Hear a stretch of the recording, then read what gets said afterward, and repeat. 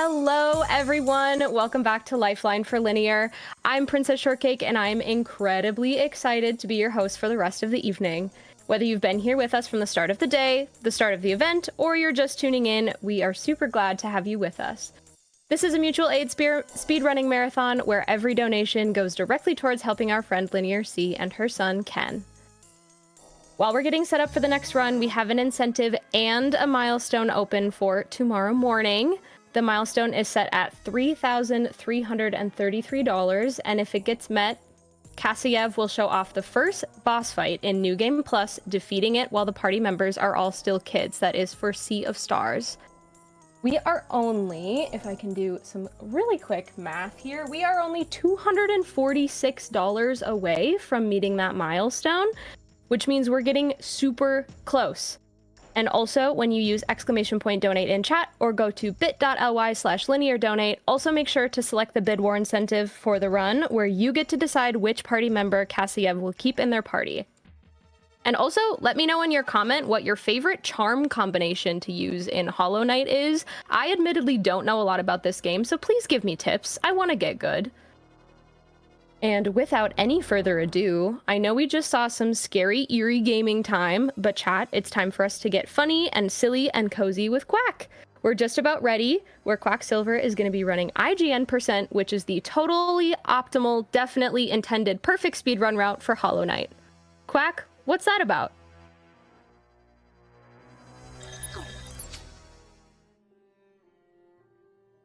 Oh, we are going to have so much fun together this evening. I hope everyone is ready for a lovely nightcap of some semantic argument ASMR. Hi, I'm Quacksilver. This is Hollow Knight, IGN%.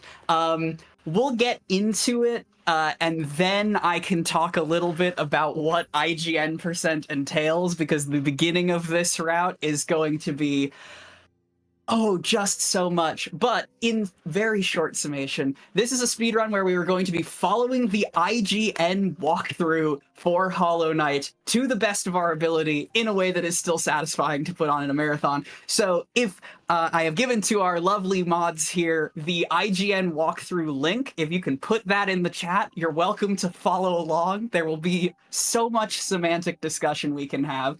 But we can go ahead and get started in 3, 2, 1. There's cutscenes. Technically, time is supposed to start when we first see the knight on screen. So we'll do a little bit of mashing. 3, 2, 1. I always lose it. Go! Good luck. So IGN%, thank you. IGN% is following the IGN guide, which, for starters, let me begin with the fact that I last ran this for Multithon Rivals several months ago, and I checked the IGN guide before this run tonight, earlier today. And the guide has apparently been updated. So I'm going to be running the route that I have in front of me.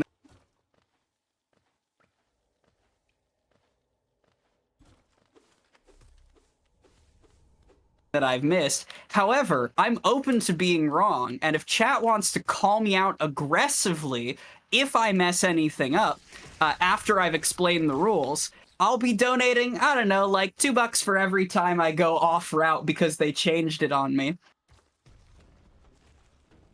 Quack, I will match that donation. I will match the $2 per every route differentiation. And chat, I am challenging you to do the same. I really think that we can get that milestone for the morning met before the night ends. We have almost 2 hours of this run. I think we can do it. Yeah. Well, if we have, in fact, if we are seeing the extra setup, we should have more than 2 hours of this run to relax.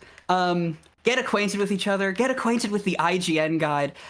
So let's talk about what the IGN guide does prescribe and doesn't prescribe for this run. Basically, what I have done is I have boiled the IGN guide down into a list of items that I need to pick up, and I'll be getting items from most of the categories of the randomizer, if you're familiar at all with Hollow Knight randomizer, that I need to get in this run. There are a few concessions that I am making in order to make this a satisfying marathon run, because the guide doesn't point out a lot of things that help you with your econ. Namely, there are relics that are scattered throughout the overworld that you can sell to an NPC for a lot of money. I am allowed to freely pick up those, because otherwise this run would devolve into 30 to 40 minutes of me grinding for Geo against some of the same enemies over and over again. And frankly, Linear deserves better. So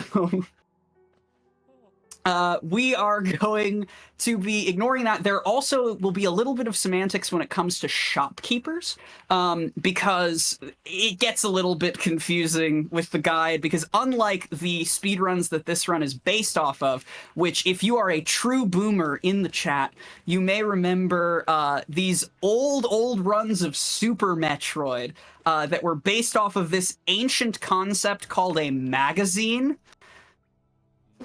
Please tell me people here remember magazines, but there used to be gaming magazines, and they had guides, they had walkthroughs for video games in them, and there are two OG meme categories of Super Metroid, where you just collect all the items in the order the guide tells you, which is so funny, and this is an homage to that. But unlike Super Metroid, this game has capitalism, and so we have to worry about some other things. Notable upshot of this game having capitalism is that I've got to do still a fair bit of geofarm right at the beginning, because this guide was written for casual players, and so it assumes that you'll be, like, dying and getting your shade back, and, like, killing every enemy in every room you walk into, and having a lot of geo, and we have to afford a lot of stuff in the early game, so we're going out of our way for a lot of overworld geo, because there aren't many relics available to me in the early game, so this is actually some of the fastest ways that I can get it. You'll notice also that this is a huge divergence from just about every other Hollow Knight speedrun, because I picked up a map, because obviously, as casual players, we don't want to get lost. And so every single area that I am going to, I will be picking up the associated map, because the game takes care of me. And also, if you're familiar at all with Hollow Knight, which, Grace, what would you say your experience is with Hollow Knight generally? My experience with Hollow Knight is that A, there's little guys, and that's my brand, and also B, that I cannot beat Hornet for the life of me. So that's the extent of what I've played of Hollow Knight. So not a whole lot. So this will be a perfect sort of affair, because I'm going to be teaching you the strictly optimal way to beat the game. That said, we are still speedrunners, so thankfully the game knew about the hidden charm in the first area. Charm's, of course, this game's equipable system, called Fury of the Fallen, which basically doubles the knight's nail damage if he's at exactly 1 HP. And you're not even going to hit me, are you? Okay. Wow, didn't even let me damage down to 1 HP here. That's okay. We're going to be playing it a little bit risky right at the beginning of the run here. If I die in the early game because of Fury hubris, everyone's allowed to laugh at me. You all are allowed to point and laugh. But we are doing some farming, and I can talk about the impromptu bonus incentive for this run, which is thank you so much to everyone who has come together to support Linear, support mutual aid. I am an unabashed fan of mutual aid, and I think we are putting our heads together for a really good cause. My iframes ran out. Hi, welcome to Hollow Knight. Point and laugh at Quack. Everyone do it. Cause. Yeah, pointing and laughing. Just at Quack, though, because speaking of the good cause, do we have time for a donation? Please, while I walk back. We have $25 from Mel1997, who says, I don't know much about Sea of Stars, but chat has convinced me that we must keep Garl. So excited for the totally 100% optimal way to run Hollow Knight. Good luck, have fun, Quack. Less than 3. And I also don't know much about Sea of Stars, but I also heard that keeping Garl is also your choice, Quack. So Yes, I'm going to say it it's is. my choice too. Thank you so much for that donation, and that does put Garl even further ahead in that bid war. Let's go. So, yes, my impromptu incentive. You'll notice that that was a grub over there. A grub over at the end of this room. For every, I don't know, $20 we get in between grubs, the guide does a bad job of calling out grubs. It mentions like one of them explicitly. It tells you to ignore one, which frankly is heartless. But for every, I don't know, $20 we get between grubs, I've ignored that one to prove a point. I'll rescue a grub near me. There's probably like 5 to 10 grubs here, so we can turn that into an easy $100 towards that Sea of Stars bid war for raising money for Linear. But it's up to you. We just got to keep a nice pace going. I know it's late and we're doing our nice little semantics ASMR, but think of the grubs, chat.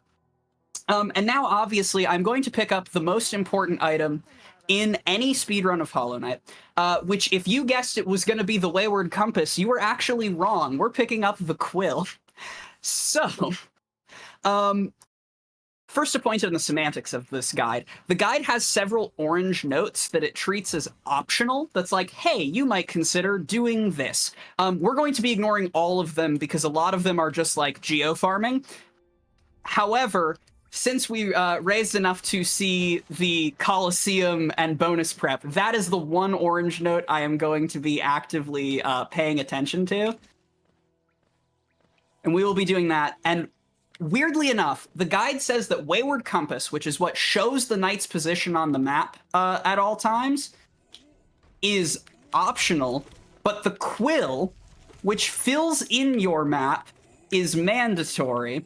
Now, something to note about the Quill is that no other speedrun, and by that I mean no legitimate speedrun of Hollow Knight, picks up the Quill ever. Not even the speedrun that is literally about getting all of the maps in the game picks up the Quill. I'm gonna not do Fury for this. So we're coming up on the first boss here, which we are allowed to and required to kill. But the Quill. The reason why nothing gets the Quill is because the Quill is atrocious, actually. Why is the Quill atrocious?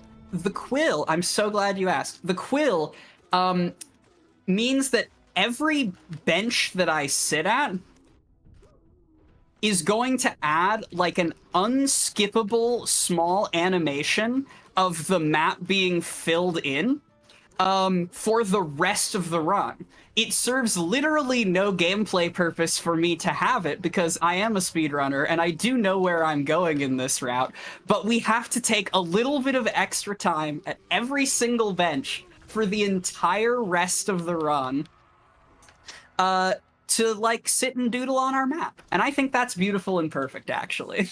We get doodles and little guys in this game? Yeah. Oh, there's so many doodles. We're going to be doodling at every bench for basically the entire run. So that was the False Knight. There's actually a dev-intended skip where you can break a wall behind the boss to leave the exit early, but the City Crest, which is the item I picked up from that boss, is one of the items on our IGN guide, so I was legally obligated to actually kill the boss. And now we're going to pick up our first spell of the run. This is Vengeful Spirit. You'll probably hear me abbreviated as VS or Fireball. Spells in this game are very good. Most casual players, however, do not believe that spells in this game are very, very good. The Knight's base nail starts out doing 5 damage per swing, and your base Vengeful Spirit does 15 and can double hit enemies, which just means the damage is considerably more. However, because the guide does not know that spells are absurdly good, the guide does not give me a whole lot of spell upgrades in a convenient time, and also the guide goes out of its way to get nail upgrades, one of which, the nail 3 upgrade, is the source of that final boss prep incentive that you all helped meet.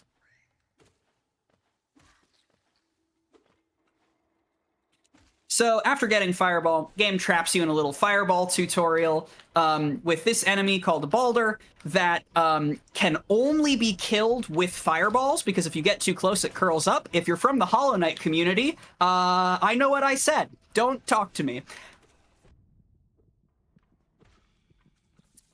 But after trapping you in this little tutorial area, you need 4 Fireballs total to kill it. The Knight can only hold 3 casts worth of Soul, and so we get to play a beautiful 50-50 where it might shoot Gunk and it might shoot a baby Balder. The world record for there are 2 Balders you need to engage with in the speedrun. The world record for combined the worst RNG that any runner has ever gotten in terms of Gunk spits without getting 2 useful Balder spits is, I believe, up to 28 bad spits.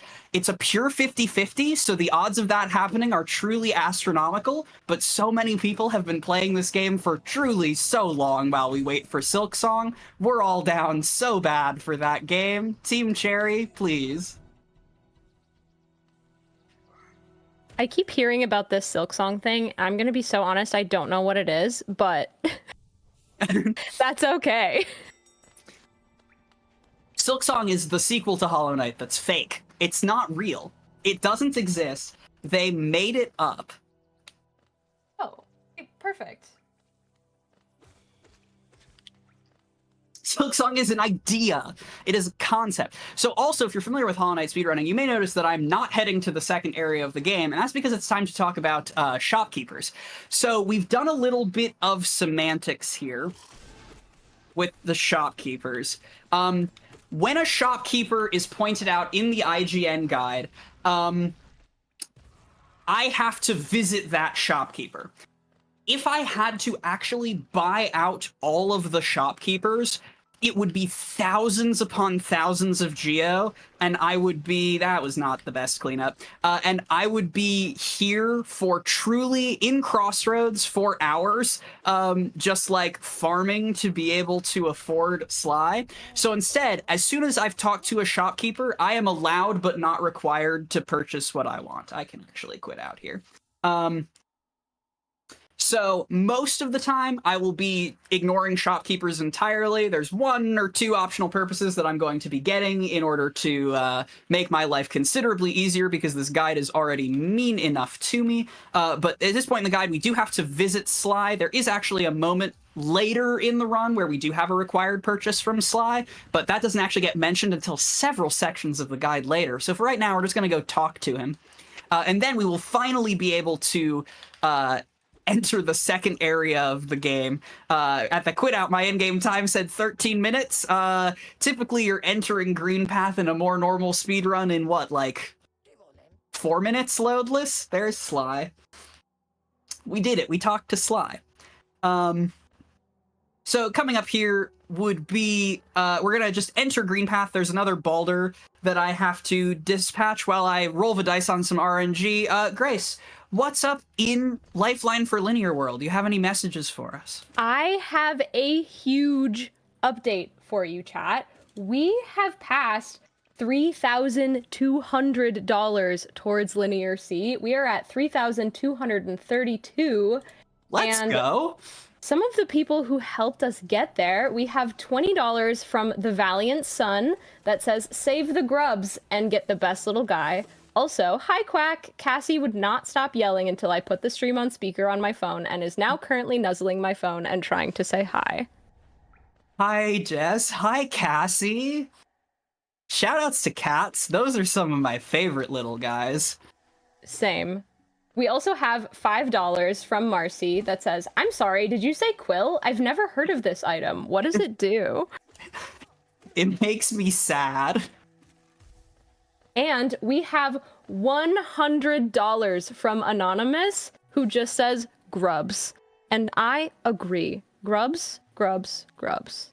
All right, well, that's a couple grubs. Thank you so much for your generosity. So we got a grub coming up here that I can save. We had Quill, which was downside, but at least we get Waterfall Bench, which does make this one of the best speedruns of Hollow Knight. There will be another thing that makes it an even better speedrun of Hollow Knight coming up in a little bit, but I'm a sucker for anything that benches at Waterfall Bench. The reason we benched at Waterfall Bench is, again, if you're familiar with a more normal Hollow Knight speedrun, ordinarily speedrunners would do a trick called the Fireball Skip to skip having to go around this long way in green path in order to get to the boss of this area, which is Hornet, a little bit easier. I'm not gonna do anything fancy. We're gonna save this grub here because of all of you.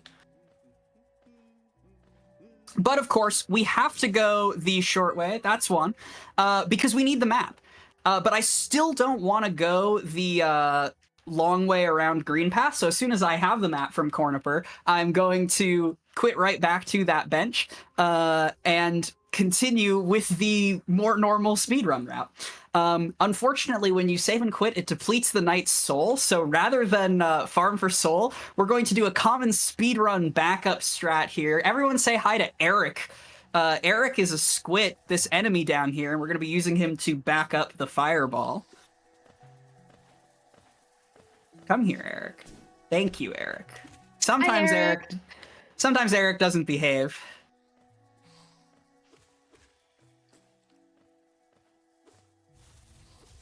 We will still get one attempt at a fireball skip. This one is tighter than the fireball skips we have not been able to do. But we got it. Sometimes, occasionally, we still look like speedrunners. So basically the way fireball skips work is fireball stalls you in the air and also pushes the knight backwards slightly, which you can use to get a little bit of extra distance on some of these gaps. I'm going to be showing off another application of the fireball here, hopefully, which is its ability to double hit enemies. Not quite. All right, we'll just get you out this way. So basically there's an AI manip you can do to that Moss Knight where you want him to jump back as you shoot a fireball. I was a little bit too high on my jump there, but fireballs can hit an enemy theoretically up to 3 times, although on the current patch of the game, which I am of course running on because IGN doesn't know about how down patching works, the fireball distance actually got nerfed slightly, so triple hits are sort of a pipe dream, unless an enemy is actively moving in the travel direction of your fireball. And I am going to do just a little bit more geo farm. We're going to bait that Moss Knight to jump back so that I can get both of them here with the 3 fireballs so that this one will die quickly. And yeah, we had a very generous $100 donation. We're going to go out of our way for another grub here. Even though this one's going to be a little bit more of a pain because he likes to back out into the wall.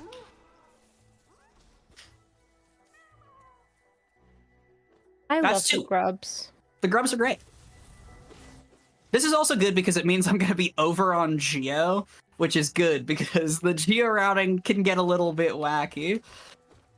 So this is the first bit of known cheating in the run. The guide does not tell me to pick up this relic. However, I am picking up this relic because I want to be able to economize a little bit better. Then I am going to open up the fast travel waypoint here. And finally, it's time to get dash. We've been playing this entire game so far without a dash. I don't know how speedrunners live like this. They usually get to Hornet a little bit faster. But, just checking my notes here. Yeah, it's time for Mothwing Cloak. So this is Hornet. This is the first, like, major difficulty wall for, oh, as I get a lovely little lag spike there. That's fun. Just take it a little safe while my computer figures out what she is doing. All right. This is the first difficulty spike for casual players, I find. In my experience, both playing the game casually and watching other people start the game casually. I know, Grace, you had mentioned that Hornet and you were not friends, were you? No, we don't get along. So Hornet is actually going to appear a little bit later in the game, and it's one of the scariest fights in this particular route. So we'll see if Hornet chooses to troll me similarly a little bit later. But with that, we officially crossed the casual threshold into speedrunning TM. Because we have Dash. Let's go, Dash. Let's go Dash. And with that, we are going to do our second bit of semantic cheating, so feel free to post in the chat about how I am cheating not only the game, but myself, by employing speed strats. We are going to pick up a very important charm here, which is the Shaman Stone charm. So the guide is telling me I have to go visit Salubra now that I have Dash. We technically had the ability to Fireball skip to visit Salubra's shop when we were down here earlier without Dash. There are also like a million more sense-making routes to visit Salubra while actually doing other things, but I can't. So instead, we're just going to pop in real quick, buy the Shaman Stone charm, and then dip. Shaman Stone is the most important charm in the game. It increases the damage of the knight's spells and also increases the size of the Vengeful Spirit hitbox.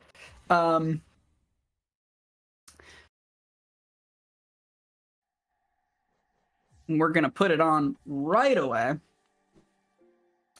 So with this, we have, like, real damage, because, again, our base nail is doing 5 damage. Even when we upgrade it one time in a little bit, it's going to be doing 9 damage per hit. Shaman Vengeful Spirit does 20 and can double hit. You cheated not only the game, but yourself. Yes, good. Get that copy pasta in here. Correct. Thank you, chat. Roast Quacksilver. She deserves it, TM. We're also going to do another definitely IGN-intended skip there to get this relic. Cheating, TM. More cheating. Avert your eyes. You cheated not only the game, but yourself. You didn't grow. You didn't improve. That's what speedrunning is about to me. Cheating not only the game, but myself. But we're just sort of traipsing down Green Path towards the Queen's Station. So, Grace, if you got any other messages, any other alerts to let the people know what's good, now's a great time. Yeah, chat, we are doing math. We are only $101 away from meeting that milestone incentive. Keep the grub donations coming in so we can make Quack get more grubs, first of all, and also so we can keep raising money for Linear. Yeah, and that's so easy. We can absolutely crush the Sea of Stars incentives before we go to bed tonight. No most sweat. Definitely. We have another grub donation if you have time. By all means. We have $5 from Happy Buy 3 who says, you cheated not only the grub, but your grub. You didn't grub. You didn't grub. You took a shortcut and gained no grubs. You experienced a Hollow Knight. Nothing was grubbed and nothing was grubbed. It's grub that you don't grub the difference. It is grub that I don't grub the difference. So true. This is good. This is a good energy. I'm glad that we're all understanding the energy of this run as I go and collect my third map. Because one of the main reasons that we entered Fungal this way is because we gotta get the Queen Station Stag and the map. The Queen Station Stag is actually going to be unironically helpful a little bit later. Getting all the fast travel waypoints, while not strictly speaking fast, does mean that you can fast travel instead of walking places once you've already gone through all the labor of unlocking the Stag stations. I got one more relic to grab here. I'm gonna try not to explode on my way to get it. Perfect. Explosion successfully not. You could call that a no-splosion. I could. Moving right along. No, that was good. That was fair. So we are going to pick up a Charm Notch next. Charm Notches are gotta be one of my favorite pickups in Hollow Knight. One of the ways in which I got into this game was routing and running all Charm Notches, a meme category that did not exist until I was like, this seems like a thing we could do. And and the rest, as they say, was history. We're only going to be getting 2 to 3 charm notches, depending on how my econ works out. 2 to 3 charm notches this run, but I highly recommend, if you enjoy Hollow Knight, you check out the ACN run. It's developed into some places that I can't quite condone, but the run is still beautiful and perfect, and it has a special place in my heart. This is Leg Eater, another shopkeeper that we need to talk to. However, Leg Eater wants us to pay him in order to open up his shop, and we don't have the money for that. So we're simply going to say no and move on with our lives. Say no and move on is a great philosophy. Yeah, like, look, I have to do some amount of capitalism because I live in the world, and I don't like it, but it's what I have to do. But, like, paying 86 Geo just to open up a shop full of charms I'm never gonna buy, that's not what I'm about. So we are on our way to pick up the next most important charm in the run, and also the game. It is called Dash Master. Grace, as our resident casual player, do you want to take a wild guess what Dash Master might do? I'm gonna take a totally wild guess and say that Dash Master makes either you better at dashing or adds a second dash. But I'm not sure. Pretty solid. It actually triples your nail damage. No, Dash Master makes your dash faster. It's cool. just that easy. So there's a bunch of complicated math for nerds about, we get a super dash ability later in the game, and the super dash is faster than dashes if you're going over a certain number of dash lengths, and that's a different number of dash lengths if you've got Dash Master. And also charms take time to equip and unequip, and we don't have the notches currently to equip both Shaman and Dash Master at the same time without entering a state called Overcharmed, where the knight takes double damage from everything. But that is all nerd stuff that IGN doesn't believe in. So for our purposes, all we need to know is that I'm going to sort of be winging it and equipping Shaman when I feel like it, and equipping Dash Master instead when I feel like there's mostly movement and I don't need to worry about hitting things with Fireball.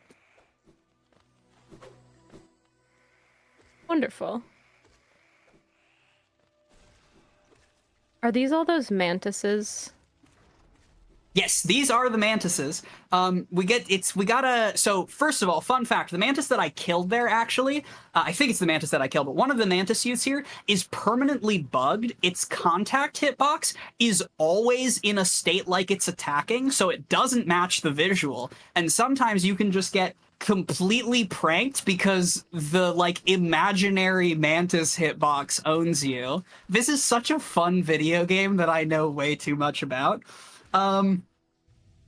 But we do have to talk about the real reason why I'm running this category, and that's because of early Mantis Lords.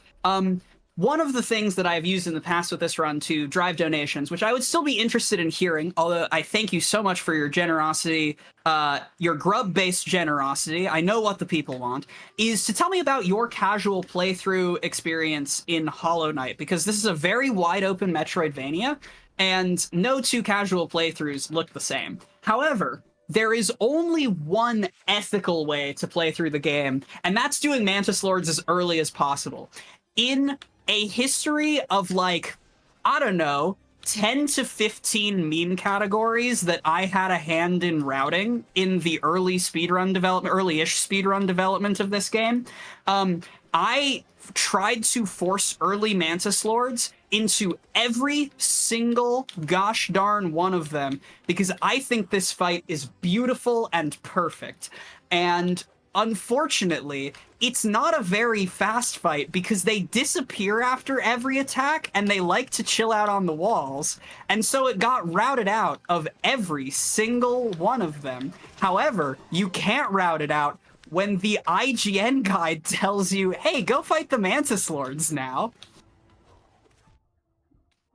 Is the Mantis Lords a required fight? Not in the slightest.